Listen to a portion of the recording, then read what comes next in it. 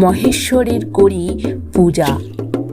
মহেশ্বর আমার পূজায় সন্তুষ্ট হয়ে এই ঝুলিটি উপহার দিয়েছিল। কিন্তু এই নদী পার করতে গিয়ে এই ঝুলিটি জলে পড়ে যায়। তখন সাগর পাড়ে বসে বসে আমি কাঁদছিলাম। এমন সময় রাক্ষসী সেখান দিয়ে যাচ্ছিল।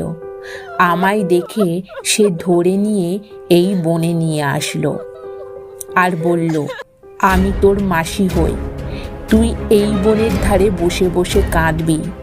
যারা তোর কান্না শুনে আসবে তাদের তুই ভুলিয়ে এই কুঁড়ে ঘরে আনবি। যদি এ কথার নড়চড় হয় তাহলে তোকে খেয়ে ফেলবো। আমি সেই ভয়েই এই কাজ করতাম। রাখাল বলল, এবার আমি সব বুঝতে